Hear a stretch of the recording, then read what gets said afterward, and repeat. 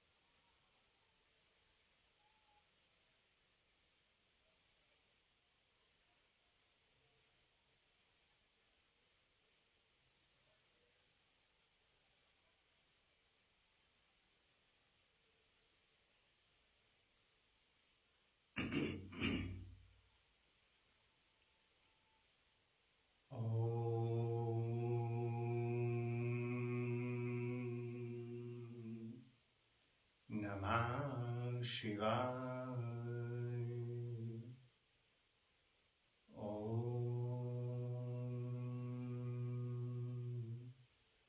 नमः शिवाय।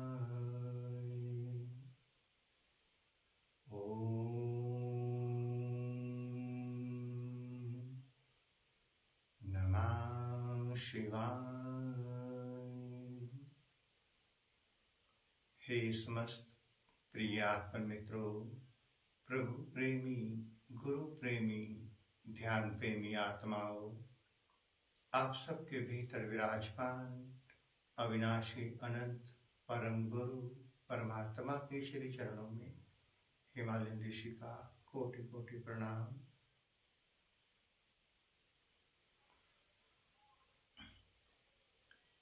प्यारे साथियों, आज का हमारा ध्यान से हटकर थोड़ा उस दिशा की ओर संदेश संकेत का विषय है जिससे हमारे कुछ भ्रम दूर हो जाए। अनेकों साधक कई बार अपना प्रश्न अपनी जिज्ञासावश कर देते हैं, तो आज इस सेशन में कुछ ऐसे प्रश्नों के उत्तर दिए जाएं जो साधकों की जिज्ञासा रही है।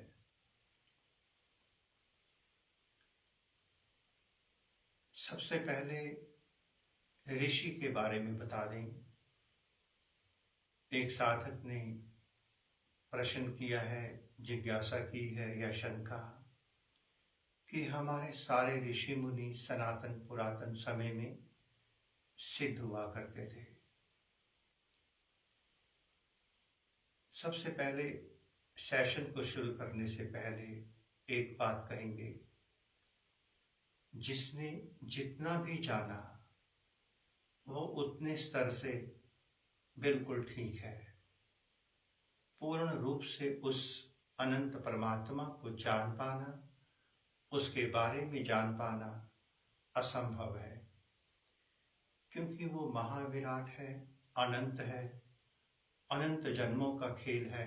उसे जानने के लिए युग बीत जाएंगे, पर उस परमात्मा को पूर्ण रूप से कोई जान नहीं पाया, ना ही जान पाएगा। इसका एक प्रमाण हमारे शास्त्रों के अनुसार और हमारे अनुभव के अनुसार हमने हिमालय में 50,000 साल तक के ऋषियों के साक्षात दर्शन किए हैं। हमारे शास्त्रों में वर्णन है कि हिमालय की भूमि पर आज भी हजारों लाखों वर्ष के ऋषि मुनि संत महात्मा विराजमान हैं। अगर परमात्मा को जान लिया गया होता तो फिर इतनी आयु तक उनका रहने का कोई औचित्य नहीं बनता, क्योंकि वो अनंत की यात्रा है, वो महाविराट है परमात्मा। उस परमात्मा को जितना जानते चले जाएंगे वो उतना और आगे बढ़ता चला जाएगा। अनंत की यात्रा है, इसे कभी पूर्ण नहीं किया जा सकता। इसलिए प्यारे साधकों, एक बात सदा स्मरण रहे कि हम जिस स्तर पे खड़े हैं, जितना ज्ञान हमारे पास है, हमारी समझ में आया, हम उतने स्तर से तो ठीक हैं, किंतु हम कहें कि हम ही परिपूर्ण सही हैं, या ये शास्त्र या ये संत या ये सदगुरु पूर्ण रूप से सत्य है। जहां भी पूर्ण शब्द लग जाएगा उसी समय वो असत्य हो जाएगा। पूर्ण तो परमात्मा है, और उस परमात्मा को जान पाना पूर्ण रूप से असंभव है। सागर की एक बूंद पी जा सकती है, पूरा सागर पी पाना असंभव है। एक प्राइमरी स्कूल का विद्यार्थी थोड़ा सा जान पाता है, टेढ़ा मेढ़ा लिखता है, किंतु टीचर उसे 100% मार्क्स देते हैं। वो खुश होता है कि हाँ, मैंने सही काम किया, जबकि उसमें बहुत त्रुटियां होती हैं। फिर भी टीचर का काम है स्टूडेंट को मोटिवेट करते हुए आगे बढ़ाना। पहली से लेकर हाई स्कूल तक जिसने जो जाना, धीरे धीरे परतें खुलती जाती हैं। फिर उस समय मालूम पड़ता है कि जो पहले था वो पूर्ण सत्य नहीं था। हाई स्कूल के बाद जब हम यूनिवर्सिटी पहुंचते हैं, तब हमें पता चलता है कि जो हाई स्कूल तक जाना वो पूर्ण सत्य नहीं था। तो धीरे धीरे हमारी योग्यता बढ़ती जाती है, जानकारियां प्राप्त होती चली जाती हैं, और एक समय के बाद हम यही कहते हैं, उसे जितना जान लिया जाए उतना कम। ज्ञान भीतर का हो या बाहर का, कोई सीमा नहीं है। ऋषि का अर्थ इंग्लिश में रिसर्च करने वाला, हिंदी में खोजने वाला। ऋषि जो भीतर की खोज करता है, अपने भीतर की खोज में निरंतर लगा रहता है, उसे ऋषि कहा।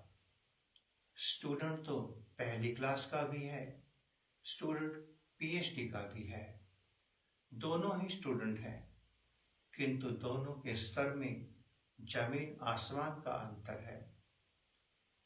हमारे शास्त्रों में ऋषियों का वर्णन है, खोजियों का। एक लेवल अचीव करने के बाद एक स्टूडेंट कह पाता है कि हाँ, मुझे हिंदी की, इंग्लिश की या मेरे सब्जेक्ट की काफ़ी नॉलेज हो गई है, मैंने उस पर पीएचडी कर ली है। एक सब्जेक्ट पर, दो पर, सारे सब्जेक्टों पर नहीं की जा सकती। किंतु जब वो पहली क्लास में था तब भी स्टूडेंट था, पीएचडी में आ गया तब भी स्टूडेंट हो गया, किंतु पीएचडी में आकर उसके हाथ में एक डिग्री लग गई। ठीक इसी तरह से हमारे सनातन पुरातन सिस्टम में हमारे संत सद्गुरुजन हमें ऋषि के नाम से पुकारते थे।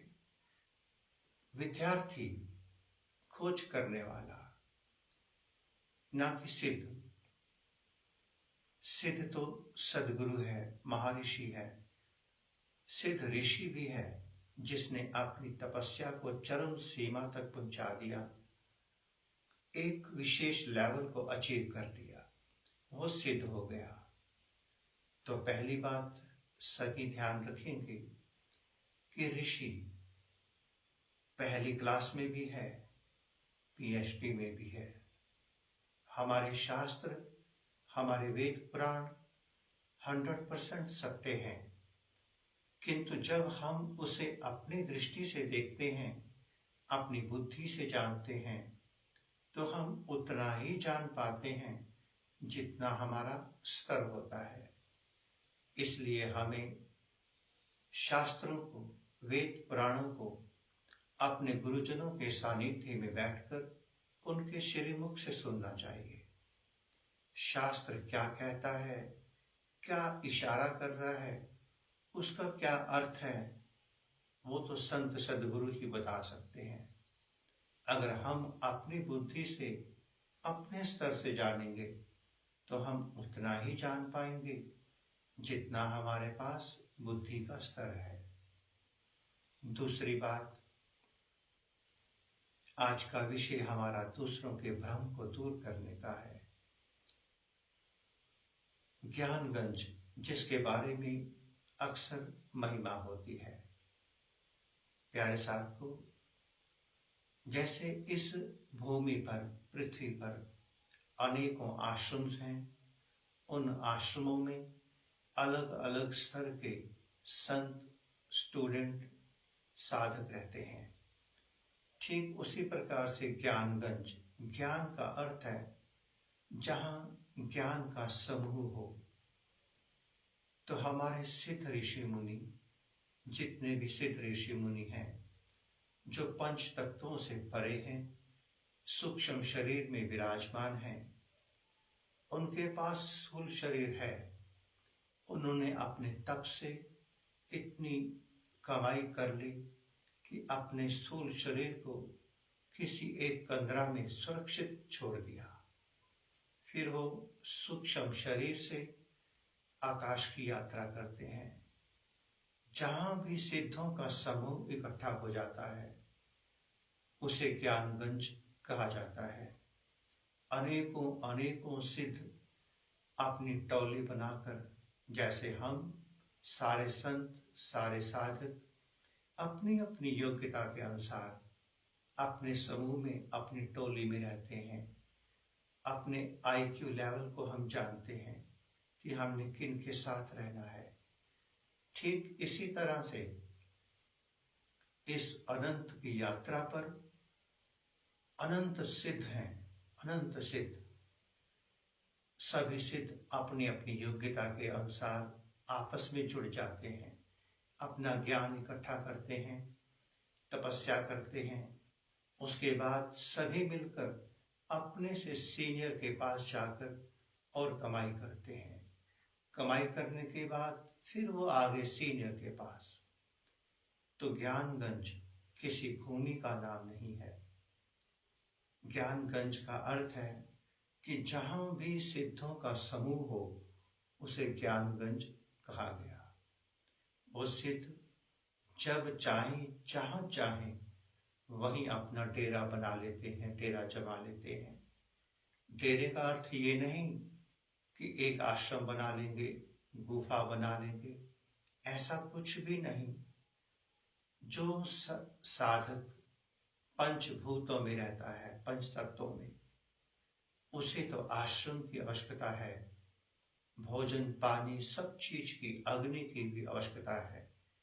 अक्सर ऐसी इमेजेस डाली जाती हैं कि सिद्ध महापुरुष बैठे हैं, अग्नि जलाकर हाथ सेक रहे हैं, अग्नि सेक रहे हैं। ये हम सब की इमेजिनेशंस हैं। शरीर को चाहिए अग्नि, जल, भोजन सब चाहिए, किंतु उन सिद्धों ने अपने सूक्ष्म शरीर की यात्रा से आगे बढ़ना शुरू कर दिया है। जब तक वो शरीर में रहेंगे उनकी सीमाएं बंध जाएंगी। वो शरीर से बाहर निकल गए, असीम होते चले गए। इसलिए कुछ इमेजिनेशंस ऐसी बना दी गई कि सारे सिद्ध बैठकर अग्नि सेक रहे हैं। सिद्ध जिन जिन के बारे में बताया जाता है वो ऐसे तपोधन हैं, उन्हें अग्नि सेकने की क्या आवश्यकता, उन्हें भोजन पानी की, सर्दी गर्मी की क्या आवश्यकता। सिद्ध तो सूक्ष्म शरीर के साथ जीते हैं, जहां पृथ्वी तत्व के सारे गुण धर्म शून्य हो जाते हैं। जब तक हम इस पृथ्वी, इसके गुरुत्वाकर्षण में, इसके गुण धर्म में रहेंगे, हमें सर्दी गर्मी बरसात भूख प्यास सब लगेगी। किंतु जैसे ही हम इससे विदा होते हैं, इससे परे हो जाते हैं, कुछ साधकों ने ध्यान किया होगा, उन्होंने सूक्ष्म शरीर को बाहर निकालकर आकाश की यात्रा भी की होगी। तो जिनका ये अनुभव है कि सूक्ष्म शरीर से यात्रा की जाती है, वहां ना तो कोई कंबल होता है, ना कोई भूख, ना कोई सर्दी, ना अग्नि की जरूरत। जिसने सूक्ष्म शरीर को बाहर निकाला, अनुभव किया, यात्रा की, वो जान सकता है कि सूक्ष्म शरीर के ऊपर इस पृथ्वी लोक के कोई गुण धर्म लागू नहीं होते। एक और बात, निस्संदेह आज अगर मैं जिंदा बैठा हूं तो कल मेरी मृत्यु हुई थी। जन्म और मृत्यु के बीच में एक अंतराल रहा। अपने अपने कर्म के अनुसार हर जीव आत्मा, जीव और आत्मा, आत्मा के बिना जीव किसी काम का नहीं। जीव और आत्मा तब तक आपस में जुड़े रहते हैं जब तक जीव के अपने प्रारब्ध सिंचित कर्म फल शेष हैं। तो जैसे ही हमारी पूर्व जन्म में मृत्यु हुई, कई जन्मों का डाटा लेकर वो जीवात्मा आकाश में भ्रमण करती रही। अपनी योग्यता के अनुसार उसने कर्म को ढूंढा।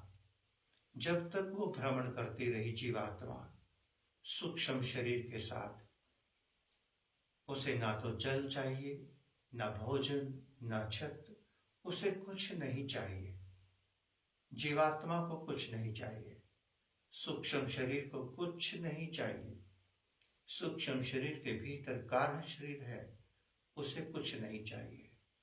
उसे जिंदा रखने का काम आत्मा कर रही है, इसलिए जीवात्मा कहा। इस जीव की मुक्ति कब होगी? जब उसके कर्म, सिंचित कर्म समाप्त हो जाएंगे। तो जीवात्मा हमारी, हम किसी और की बात नहीं करेंगे, हमारी भी मृत्यु हुई, एक जन्म पहले, 2 जन्म पहले, 3, अनेकों बार मरे, अनेकों बार जन्म हुआ। क्या इस जन्म में हमें पूर्व जन्म की कोई स्मृति याद है कि मैं कौन था, मेरा क्या हुआ? फिर जो श्राद्ध होता है, पूर्व जन्म के कुछ लोग मिलकर के मेरे पूर्व जन्म का श्राद्ध भी कर रहे होंगे। क्या वो श्राद्ध मुझे मिल रहा है?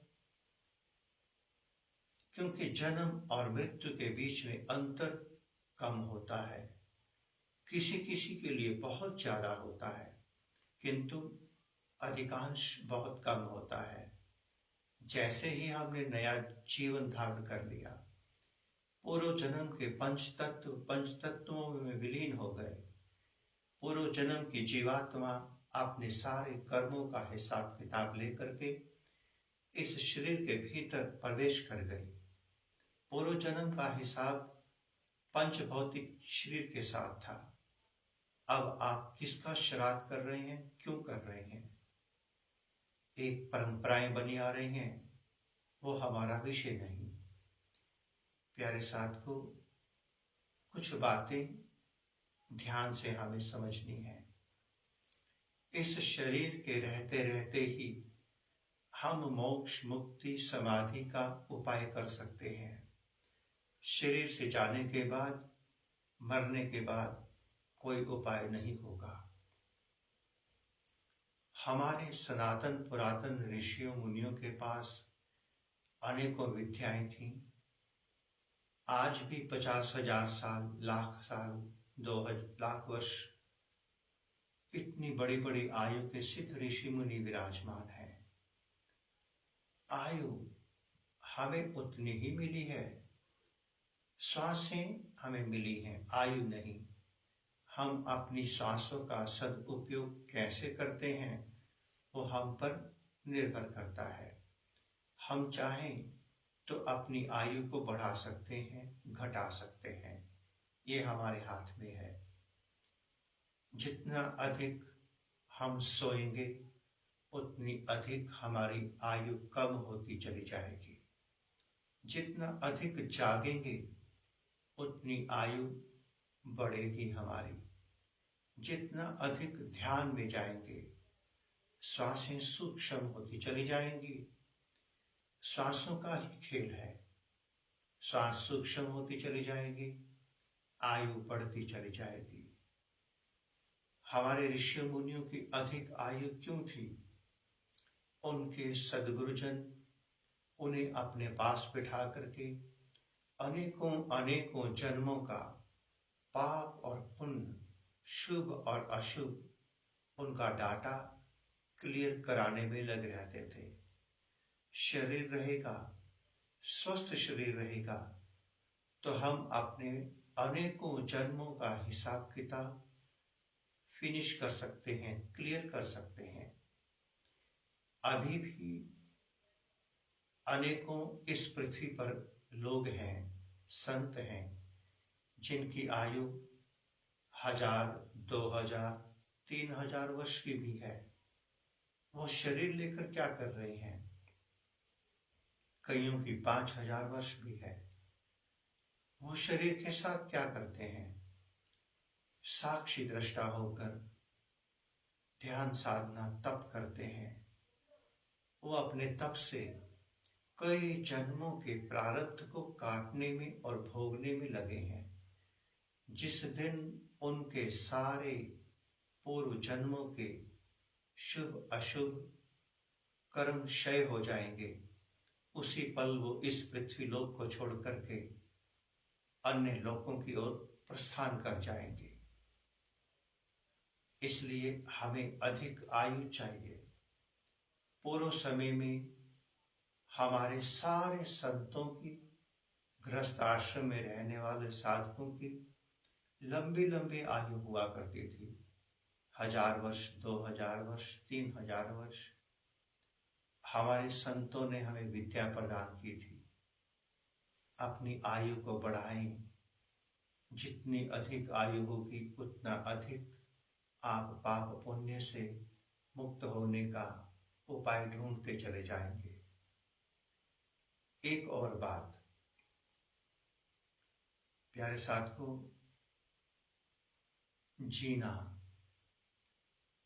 बड़े आराम से जीना, किंतु उस जीने के साथ साथ कोई संत सदगुरु ऐसा ढूंढ लेना जो आपके साथ खड़ा हो सके, आपके जन्मों जन्मों के सिंचित कर्मों को कटवा भी सके, भुगतवा भी सके। हमारे ऋषियों मुनियों ने हमें शास्त्र दिए, वेद पुराण दिए, सब कुछ दिया। इतना मिल जाना हमारे लिए काफी नहीं है। इसके साथ साथ हमें लिविंग मास्टर, अनुभवी जीवंत जागृत संत सदगुरु भी चाहिए, ताकि वो हमें बता सके क्या होना चाहिए और क्या नहीं। एक हमने अभी आज के इसमें एक बात लिखी है, सभी साधक बाद में इसे पढ़ लेंगे। उससे पहले एक और बात आप सबके साथ शेयर की जाए। प्यारे साथ को, अकाल मृत्यु का कंसेप्ट अपने दिमाग से निकाल दीजिए। हम सभी के पास श्वासों की पूंजी निर्धारित है। जैसे ही श्वासों की पूंजी समाप्त होगी, कारण कोई भी बने, काल आपको ले जाएगा, हमें ले जाएगा काल। चाहे हम आत्महत्या करें, फांसी का फंदा लगाएं, पानी में डूबकर, विष खाकर, पहाड़ी से कूदकर, कारण कोई भी हो सकता है, कारण कोई भी हो सकता है, किंतु मृत्यु निर्धारित हो चुकी है। श्वासें निर्धारित हो चुकी हैं, श्वासें खत्म हो गई हैं। हम दूसरों को इल्जाम दें, दूसरे को दोषी ठहराएं, ऐसा नहीं है। इसलिए अकाल मृत्यु नहीं हुआ करती, कोई अकाल मृत्यु का कंसेप्ट नहीं है। समय से पहले मृत्यु आपके द्वार को नहीं खटखटा सकती। अगर आपके पास अभी सांसों की पूंजी शेष है, आप चाहकर भी इनविटेशन नहीं दे सकते मृत्यु को। आप कूद जाएंगे, कोई बचा देगा, या आप स्वयं बच जाएंगे। कुछ ना कुछ ऐसा होगा, आप चाहे 10वीं मंजिल से छलांग लगा देना, विष पी जाना, कुछ कर लेना। अगर सांसों की पूंजी शेष है, कुछ नहीं बनेगा, कुछ नहीं होगा। और यदि सांसों की पूंजी समाप्त हो गई है, अभी खा पी करके लेटेंगे बिल्कुल स्वस्थ, सुबह का सूरज नहीं देख पाएंगे। इस प्रकृति में परमात्मा ने हम सब जीवों के लिए भोजन की व्यवस्था निर्धारित की हुई है। भजन हमें करना है। प्रकृति इस जीवों को, समस्त जीवों को उसकी योग्यता के अनुसार, उसके कर्मों के अनुसार उसे भोजन अवश्य प्रदान करती है। वो हमने लिख दिया है शास्त्रों के अनुसार। हमने संत गुरुजनों के श्रीमुख से एक बार प्रसंग सुना था कि भगवान शिव और माता पार्वती का आपस में कोई संवाद चल रहा था। प्रभु कहते कि मैं इस सृष्टि में सभी को प्रतिदिन भोजन प्रदान करता हूं, कोई भूखा नहीं सोता। तो मां पार्वती को थोड़ा संशय हुआ। उन्होंने प्रभु की परीक्षा लेने के लिए एक चींटी को उठा करके एक डब्बी में बंद कर दिया। रात्रि में फिर सत्संग हुआ। माता पार्वती ने प्रभु से पूछा क्या आज आपने सभी को भोजन प्रदान कर दिया? प्रभु कहते, हाँ, निस्संदेह 100%। फिर माता ने पूछा कि प्रभु देख लीजिए, कोई आपका जीव, कोई भक्त रह गया हो। प्रभु ने कहा कि कोई नहीं रह सकता, हमारी दृष्टि से कोई भी नहीं रह सकता। हर पल पल पल हमारी दृष्टि पूरे ब्रह्मांड पर है। कोई इंसान अपने कर्मों से बच नहीं सकता, सब मेरी दृष्टि में है। कोई भूखा नहीं रह सकता। तो मां पार्वती उस डब्बी को उठा के लाई, ये दिखाने के लिए कि आज इस जीव को भोजन नहीं मिला। तो माता ने जैसे ही डब्बी खोली, उसमें चावल गिरा हुआ था। तो माता पार्वती जी प्रभु से पूछती कि भगवान, ये उसे कब प्रदान किया? इस चींटी को तो मैंने अपनी सुरक्षा कवच में कैद किया था। प्रभु ने उत्तर दिया कि जब आप इसे डब्बी में बंद करने वाले थे, उसी समय परमात्मा ने भोजन साथ साथ इस डब्बी में रख दिया।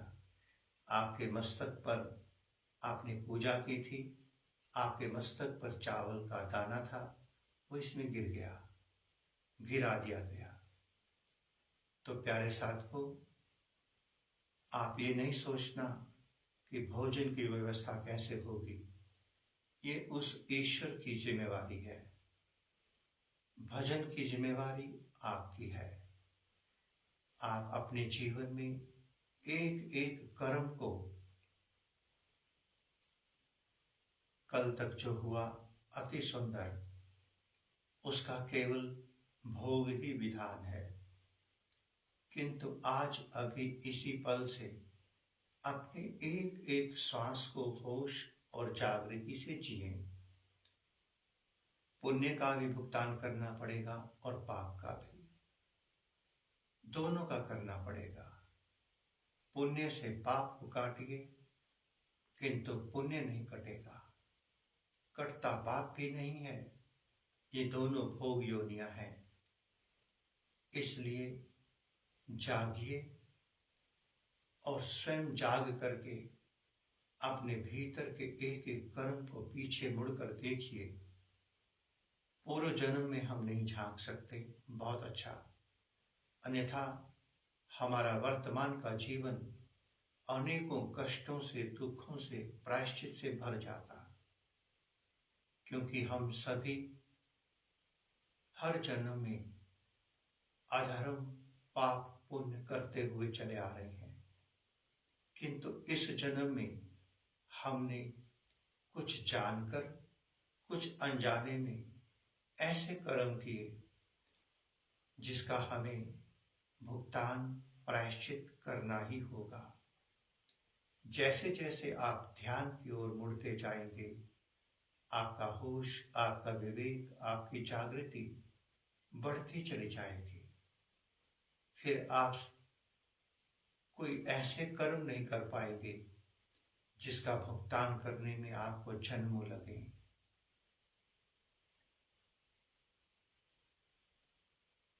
बस हमने जो आप सबको संदेश और संकेत देना था, दे दिया।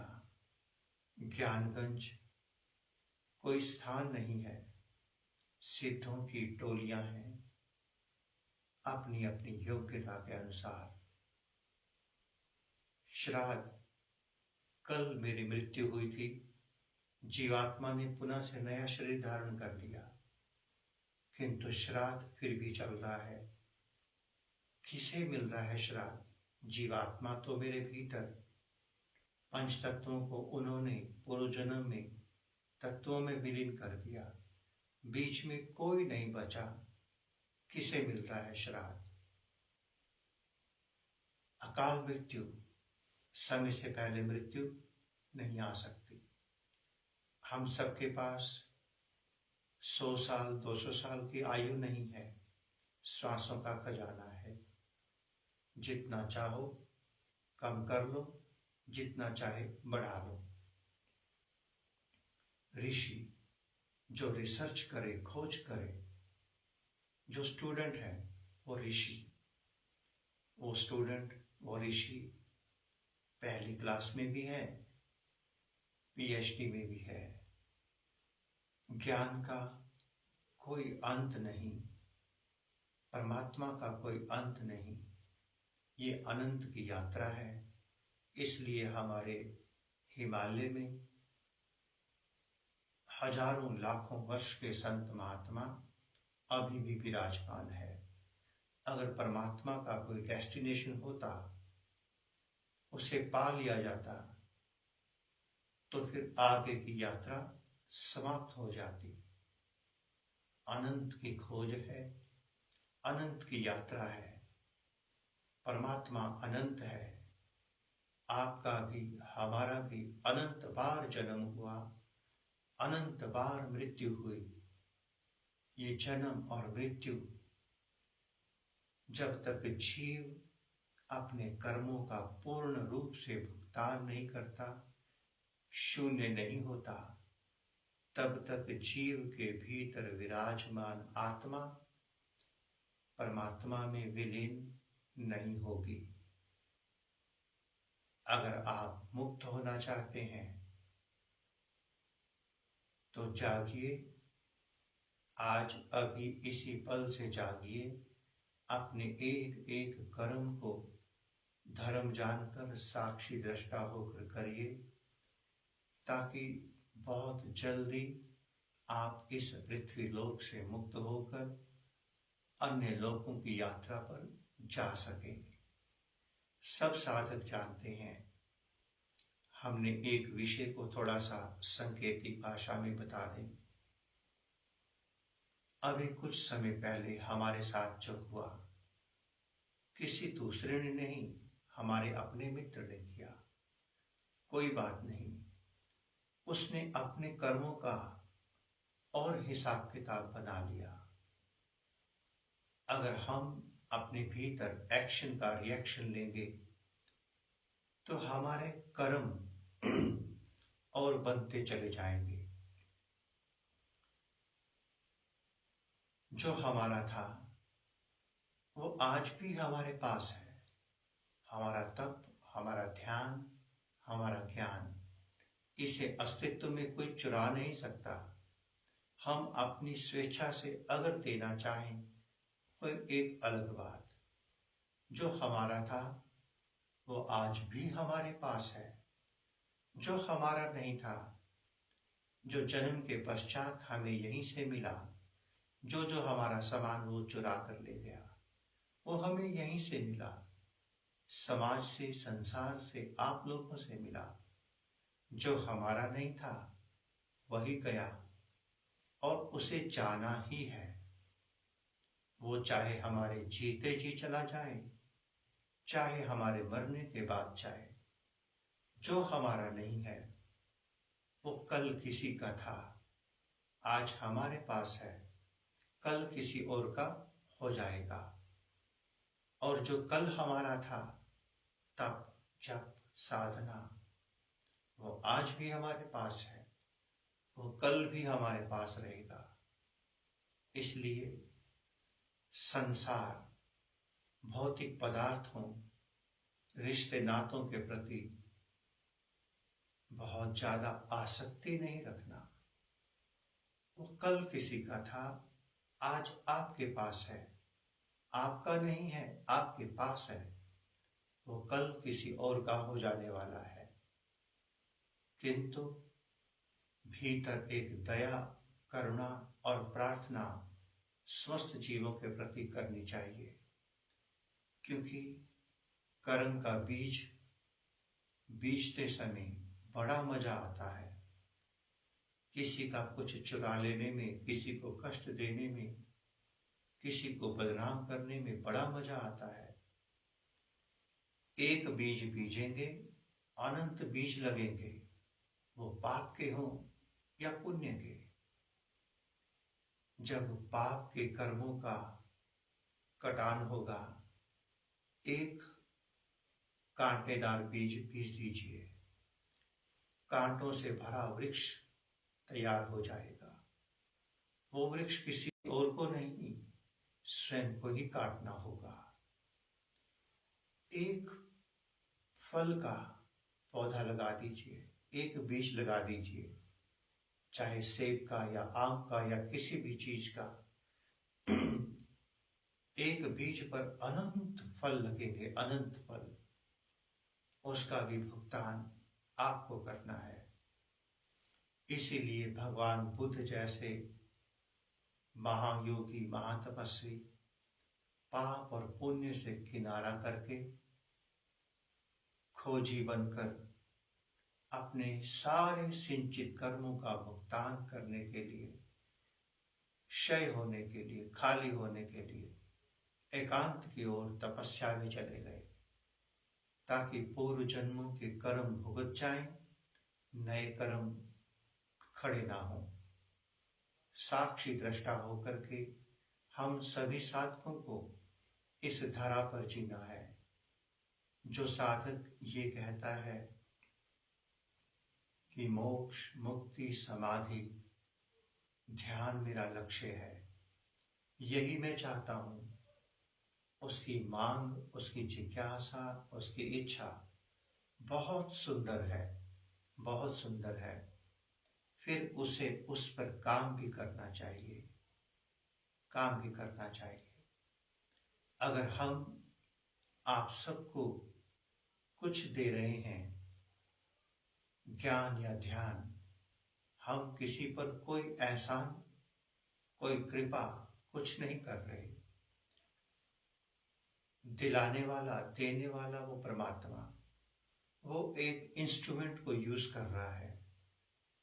बस इससे अधिक हमारा कोई महत्व नहीं, क्योंकि हम आप सभी साधकों की तरह उस अनंत की यात्रा के राही हैं। हमें भी अपनी यात्रा पर बहुत तेज गति से आगे बढ़ना है।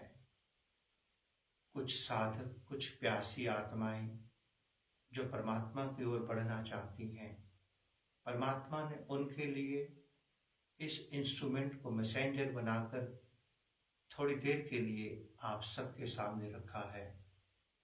कितनी देर के लिए रखा है ये वही जाने। श्वासों की पूंजी सीमित है। अधिक से अधिक अपने आप में रहिए, कम से कम सर्कल में रहिए, कम से कम श्वासों की पूंजी को खर्च करिए। स्वस्थ जीवन में रह करके जप, तप, ध्यान, साधना, भक्ति, भजन, सेवा जो आपसे बन सके वो करते चले जाइए, और सब करते हुए सर्वस्व उस परमात्मा को समर्पित करते जाएं, ताकि नया कर्म आपका ना बने। जितना उस परम पिता परमात्मा, परम गुरु ने हमें माध्यम बनाकर आप सबको देना था, वो दिया। जो आपने ग्रहण किया वही हमने ग्रहण किया। हम सभी साधक एक क्लासरूम में बैठकर इस दिव्य ज्ञान को प्राप्त करते रहे, और वो परमात्मा परम गुरु हम सबको देता रहा। हम भी सुनने वाले थे, आप भी सुनने वाले हैं। ऐसा नहीं कि हम मार्गदर्शक या कुछ, वो देता चला गया और हम सभी साधक मिलकर उस अमृत को बटोरते चले गए। पुनः से आप सबके भीतर विराजमान अविनाशी अनंत परम गुरु परमात्मा के श्री चरणों में हिमालयन ऋषि का कोटि कोटि प्रणाम, और संपूर्ण ब्रह्मांड में विराजमान समस्त देवी देवताओं, समस्त ऋषियों, मुनियों, गुरुजनों, संत महापुरुषों की ओर से आप सबको शुभ आशीष, शुभ मंगल कामना। प्रभु करे हर साधक की प्यास को परमात्मा मिलता चला जाए, मिलता चला जाए। ओम नमः शिवाय।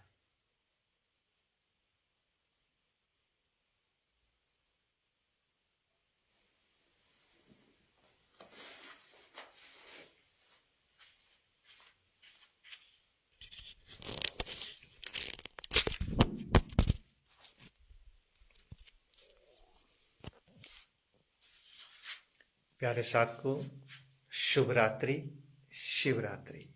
ओम नमः शिवाय।